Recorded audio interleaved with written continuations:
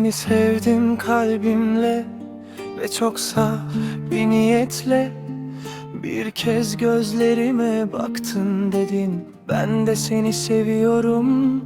Ama sözlerin gecikti ve içinde sadakat yoktu. Ruhumu sana verdim, sen bana ne yaptın? Neden hayallerine inandım? Neden seni karanlık gecelerde ışık gibi gördüm? Kalbimin iyi olduğunu biliyordun, tıpkı ellerinde bir gibi. Kalbimi kırdın ve beni hiç hissetmedin. Bir ağaç dalı gibi kopup düştü benden. Ben seni bekledim, sen kendi yoluna gittin. Kalbimi kırdın sadece bir kez değil, binlerce kez. Kalbimi kırdın ve beni hiç hissetmedin. Bir ağaç dalı gibi kopup düştü benden.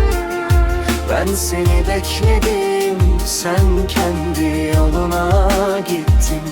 Kalbimi kırdın sadece bir kez değil, binlerce kez.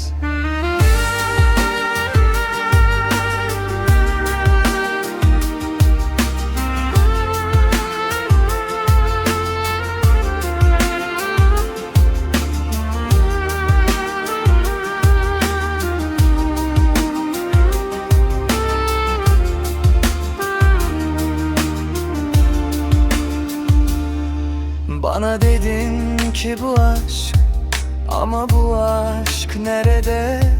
Eğer gerçek bir aşk olsaydı beni yalnız bırakmazdın.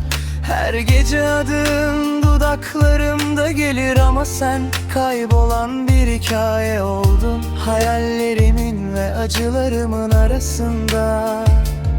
Şimdi gerçeği anladım, aşk sadece söz değil, kalıcı olan aşk, kalbi kıran değil. Sen bir anı oldun yaralı kalbimde, ama kırgınlığın hala içimde duruyor.